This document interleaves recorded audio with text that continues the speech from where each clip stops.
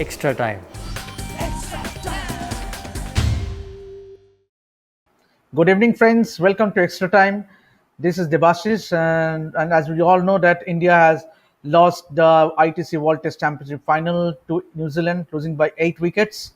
And with me to talk more on this, we have none other than former India opener WV Raman. Coachy, what went wrong for India? Obviously, there was huge expectation surrounding India playing the ICC World Test Championship final, but to end up losing, they were comprehensively beaten by New Zealand. So, what, according to you went wrong for the Indian team? I think more than India sort of losing it, New Zealand won it because they did extraordinarily well in the key moments. India had its chances. We were 140 odd for three, and then the final 7 wickets didn't contribute much as to the start that they got compared to the start they got. Whereas if you look at New Zealand, the lower half, compiled quite a lot of useful runs. That obviously proved to be the difference. I always maintain that the runs that the batters get is fine, but that will not make a huge difference. The main difference of the winning runs are those which are got by the lower half of a side. And I think that's exactly what happened. New Zealand tailenders or the lower half of order batsmen got very useful runs, and especially on a track under conditions where runs were coming at a premium, the runs they put up was a huge difference. Obviously, talking about the lower half contribution, this has been hurting India big time, be it a Sam Curran or a Team Saudi. Invariably, one means you see this opponent lower order coming and scoring runs against the Indian team. But when talking about the Indian batsmen, apart from that test match in Australia, Gaba, the series against Australia, the tailenders have not fired for the Indian team. So that is what you think is the main reason? Not really. It's just a case of when the contributions are made. That is what is important here. Every run mattered, and the New Zealand tailenders took the chances. Let's be fair about it. It's not that they were given easy runs. For example, Kyle Jamieson was just throwing his bat almost at just about everything. In fact, I'd even tweeted saying that he was carrying a sandwich onto the crease. He was trying to hit over the top, and he got away with quite a few shots that went and landed in no man's land, eluding the fielders. Those shots fetched him useful runs, and these things happen. Especially, there's no saying as to what will happen if the lower order batsmen start throwing their bats around and they come off successfully. Yeah, and talking about the team composition, do you think that India team fielded the best 11? Means going into obviously now that India have lost, there are talks and there will be talks about that so and so players should have been included in the side. They didn't pick an extra bowling all rounder in the likes of a Shardul Thakur, or they could have played a Mohammad Siraj in place of Ishant Sharma. Those talk will go on now, but then was it a fair 11 picked for the ICC World Test Championship final? See, let's not try and create a spin out of this. I mean, no disrespect to Shardul Thakur. Now, it's really strange that suddenly everybody is talking about a Shardul Thakur as an all-rounder. That is after the event. I don't think I would really, pause and think much about the 11 that was picked to play in the side. But let's not forget the fact that the spinners that we played, they are genuine all-rounders. We also had Rishabh Pant, who was an all-rounder, which meant that we were playing three all-rounders. Let's not forget the fact that Ashwin has got a few hundreds under his belt. Jadeja has been batting brilliantly of late, and Pant can be a match winner. Okay, of course, he's not going to delight you in playing the conventional way like a Sunil Gavaskar did, or a Tendulkar did, or a Rahul Dravid did. But he is going to make that huge difference when he gets going. And he's been the reason for us being there at the final as well. So the combination as such, I don't think I'll find many faults with it. But the fact remains that it's easy to say things after the event. But when the team management made their decisions prior to the start of the game, they assessed anything and everything that they needed to, obviously. Let's not forget the fact that if we have so much of ownership and so much of enthusiasm as to what we need to do and how we need to get things right. I'm sure Ravi and Virat would have definitely sat and had a long thought about it, and even bigger chats, and then zoomed in on the 11. And obviously, Kochi, talking about Rishabh Pant means obviously we know he's a stroke player. He has done well in recent times for India. But then to be set and to be throwing your bat at that wild shot, when had he stayed there for a bit longer, things would have been different for the Indian team. But having said that, he had scored runs playing his way. That is his natural style. So what do you make out of Rishabh Pant's knock and the way he got out? If he had got out, if he was caught by Tim Southey early on, I don't think there would have been anything to really talk about. Now, let's not, delve deeper into this. Rishabh Pant will bat the way he's batted all along, and that is what has fetched him success. Yes, he's got to refine, but that will happen over a period of time. He's a young boy who's played a lot of crucial knocks. It's also good in a way that he gets out in rather fashions that people talk a lot about, because that will also help in his education. That will also help him to learn quickly along the way. And as far as I'm concerned, he will find a medium to ensure that his success rate in terms of consistency in getting runs when he walks out to bat will improve over a period of time. And he's a quick learner from where he was 2 years ago and to where he is today, both in terms of keeping and batting. He's improved a lot, and that is a very, very good sign. Yeah, and Kochi, obviously Virat did make a big statement yesterday after the final. Obviously, he vouched for having a three-match final for the World Test Championship.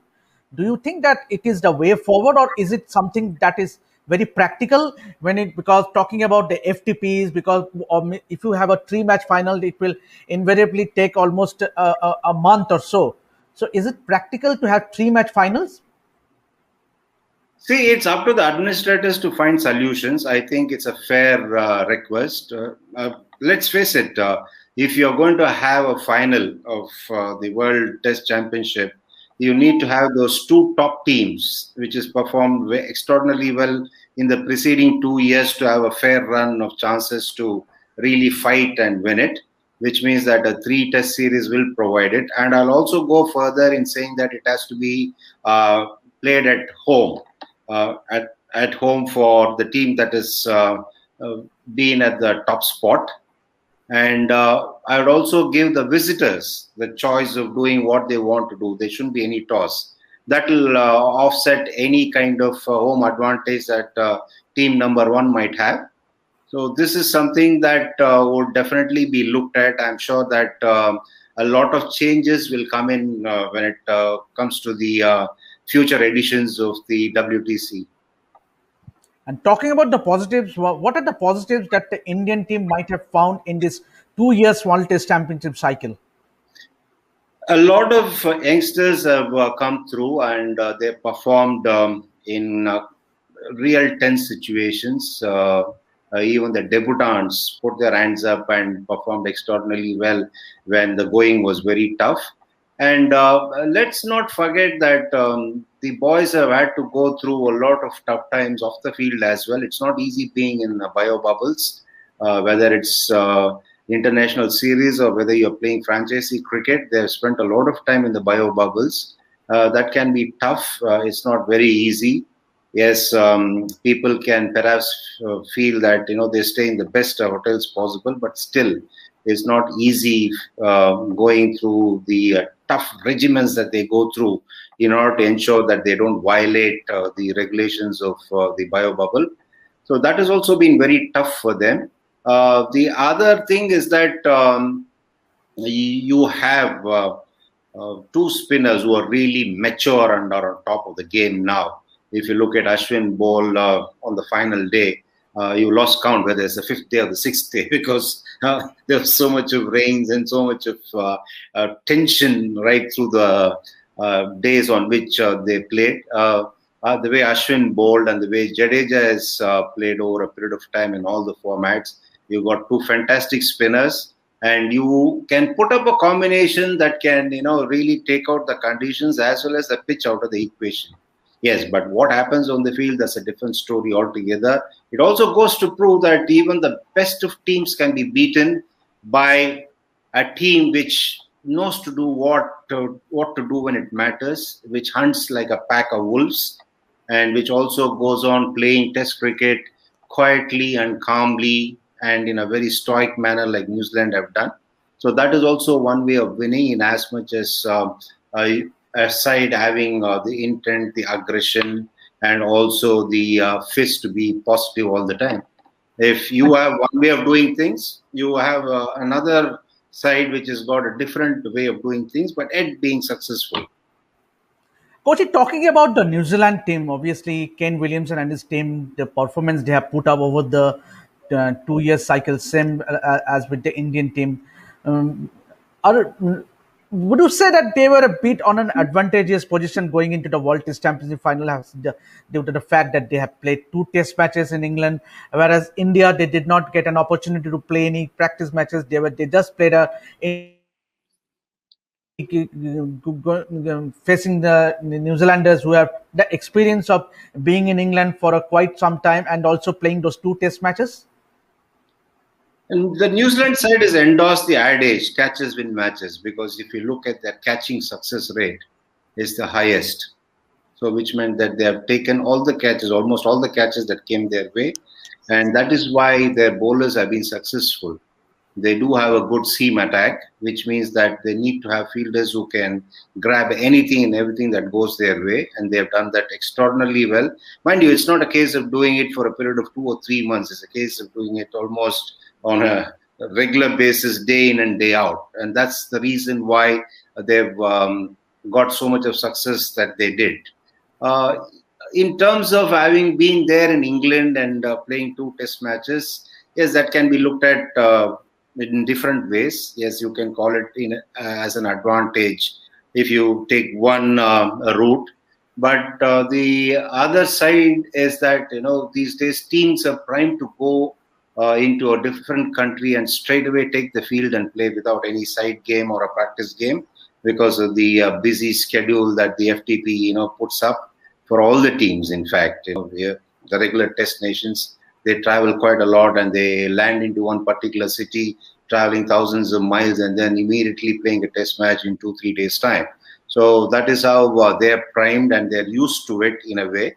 And the fact also remains that uh, one would also argue that if you are talking of the two best sides, they would say that you'll have to really expect them to overcome all these challenges and be at their best when it matters. Now, that is also one view of thought that might be put up by somebody in the ICC. So you never know. But these are all things that can be debated, discussed until the next WTC final. But the long and short of the matter is that two very good sides played the final. They provided a lot of excitement as well as tension and also entertainment to the spectators across the world. And it's also fueled the imagination. They have left the people wanting more, which is very important. Both these teams, as even though if the numbers have been not very high that you would expect or that you would normally see in a good firm Test match pitch, these sides have left you desiring for more. That by itself is a big victory for both the teams and also for this particular concept by itself. Coach, you being an opener, obviously now the obvious question means Indian batsmen they seem to have be lacking playing against a moving ball, means which is the case. Obviously, having said that, means talking about doing well in Sena countries, we lost a series in South Africa. We might have ended up winning that series in 2018. We did well in the first test in Cape Town, also the second test in Durban. Also, we ended up winning that test match in Johannesburg. Talking about the England series, we played all the four test matches well, barring the exception of the Lord's test match where it did not do well. We were comprehensively beaten by England. Then that Australian series where we won, it was a great series. But New Zealand also we ended up losing in 3 days. So moving, is it a bit of concern when it comes to playing the moving ball in swimming conditions in Sena countries? Yeah, it is challenging. It's not easy, and people should not resort to criticism. In as much as you would see batters from other countries coming into India or into Sri Lanka, even or Pakistan for that matter, if they come into the subcontinental countries when they come out against good spinners and on turners, they also don't enjoy it quite as much as they do when they play on tracks at home. So this is basically the challenge that an international cricketer faces, and this is where people who succeed overcoming all these odds and overcoming all these challenges are hailed as the greatest. Like you had cricketers in different generations, overcoming these challenges and succeeding more often than not. That is what separates the greatest in the game from the people who tried hard. Yeah, and obviously, Kochi, what is the way forward? Means obviously India. You had a likes of Shubman Gill opening the batting for India. He did well. He has been persisted with. He should be given a long rope. That is fair enough. But then you have someone like a Prithvi Shaw who is in the Sri Lankan team, who is in the mix of things. He did not do well in that first Test match in Adelaide, and due to which he got dropped. So you have someone who is talented, and you have the likes of Mayank Agarwal waiting in the wings along with KL Rahul. So what is the way forward? Means would you say that you pick up the squad of the Test players who are um, able in the Test format? Yeah, it is a great temptation to sort of go with the flow. By that I mean when somebody does extraordinarily well in one particular phase, and immediately everybody is looking at the possibility of that player being drafted into the side when they immediately play in an international series. There's nothing wrong because it's all about making players play when they are in good nick. That is one way of looking at it. But let's not sort of forget that Prithvi Shaw was given the chance to play in Australia first, because he had done well in all the test matches that he played before. So it's only after he failed to get runs in Australia, Shubman Gill was given his chances. Mayank played in Australia as well. That's because Rohit Sharma was not there. And he did well going to Melbourne and playing that knock. Yeah. So the point is that Rohit Sharma has come back into the side. You had Shubman Gill playing extraordinarily well against Australia under tough conditions, and showing that he has it in him, to succeed in international cricket. He is a youngster. He needs to be encouraged, and that's exactly what is being done. The one good thing that is happening is that nowadays people are brought back into the side the moment they show some form, they show the inclination that they've improved on the areas that they were not good enough when they first played. That is one good sign here, because it used to be a case where somebody would be dropped from the side, and it would take a long time for them to convince others to come back into the side some years ago. But now, because of a lot of cricket being played, this is A series, this is IPL, there's something or other happening for the guys who are not a part of the senior national side. That way, they're getting a lot of opportunities, and they're also immediately brought back into the side. And they're also aware of the fact that it's going to be a rotation of these boys being played in the 11 from a pool of about 25-30 players at the most. So that gives them a lot of confidence. You ask any of these boys here, they are sure to get back into the playing 11 if they do well. Once they get their chances to go and show some form, if they show that kind of form that they are expected to, then they are very sure they'll come back into the side. So that by itself is half the battle won. And coaching, obviously, we are just a couple of questions more. What is the way forward? Because a big series coming up against England. Now that World Test Championship final is gone, but then will this result have a bearing on the Indian team? And the fact that we haven't won a series against England since 2007. What is the way forward, and what are the bigger challenges that lies ahead in front of the Indian team? They'll have quite a bit of a break after this. before the next series starts. The biggest challenge is going to be the fact that they'll be playing test matches uh, in a short span of time. You're looking at perhaps 5 test matches in a span of about 7 to 8 weeks. That can be quite taxing physically and mentally. Mentally, because the conditions are going to be challenging because you're going into August and September, where the weather perhaps is not at its best in England. Generally, they say that the sun really shines a lot during May, June, July. So, August, September, you might encounter a lot of challenging situations and conditions. That will be a big challenge, as you would normally expect when you go to England. Um, the the other thing is that they need to keep their form going. It cuts both ways when you play a 5 test series. Yes, you can start off well in the first couple of test matches, then you might suddenly sort of, if you sort of get carried away with your good performances in the early part of the series, things can change quickly in England. It has happened in the past also. At the same time, if they don't get off to a great start, they have enough time to, sort of make amends, and come back into the series and even go on to win. In case they suffer a reverse in the first test, which means that what will be important is to keep the mental side of things under control, because they would have spent a lot of time in the bubble again, or perhaps these conditions would be again different for them.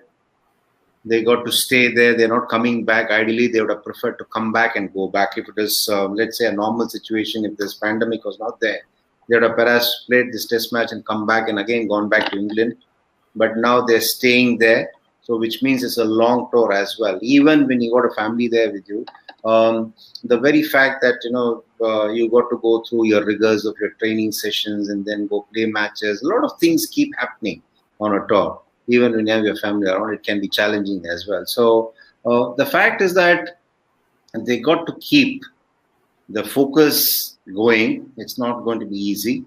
And I'm sure that we will see a very uh, exciting test series, because we are up against a good side in their own den, and you have once again a contest which will see a lot of seamers in action, because they have a good seam attack too. They have an experienced pair. You would expect them to pose a lot of problems, but that is what the beauty of Test cricket, especially in England, is. A lot of things will keep happening, and Rishabh Pant is also going to see a lot of challenging situations as a keeper, because the ball can really sort of wobble and move just before it reaches him. You've seen that happen on quite a few occasions. So it'll keep everybody on their toes. It's going to be a challenging tour. I'm stating the obvious, but in every respect, it's going to keep everybody on their toes. But would you say that India has the best chance of winning a series, because we know Alistair Cook is no more part of the England side, and Jofra Archer, in all likelihood, is going to miss the series. So, and that the fact that New Zealand has recently won a test series against England, obviously England did miss the big stars. One would assume that the big stars would be coming back with the in Yes, there is a certain brittleness that is associated with the England batting lineup at the top. They depend quite heavily on Joe Root and the all-rounders to make up later on, which means that you would fancy India's chances. And they also do not have enough high-quality spinners to really trouble the Indian batters. At least that is what we've been, led to believe so far. But there again, you never know. Somebody can come and suddenly do something unexpected. That's another story altogether. But at least on paper, you don't really see any spinner being a real threat for our Indian batters. And they've also shown a lot of reluctance to play spinners. That will also something which will perhaps be an advantage for India. because you need to have variety, because the batters need to be able to adapt quickly when they play against the spinners, because it will take for better footwork. They need to have different skill sets so when they have to counter spinners. So playing spinners is all about skills. Playing fast ball is all about courage and skills. So it'll be interesting as to first what kind of combination the England team management puts up against India, and given that New Zealand has shown that England can be vulnerable in certain areas, the Indian team will definitely look to exploit the weaknesses that New Zealand have already shown us. So, which means that we can start this summer on a high note. On that note, Kochi, thank you very much for joining us. WV Raman sir has said that he is hoping that India can make history in the upcoming series against England. Thank you very much, Kochi. Thank you, and please do subscribe Extra Time and keep watching Extra Time, and please click on the notification bell to get all the notification. Hit the subscribe option and the bell icon to get all the exclusive sports videos on Extra Time.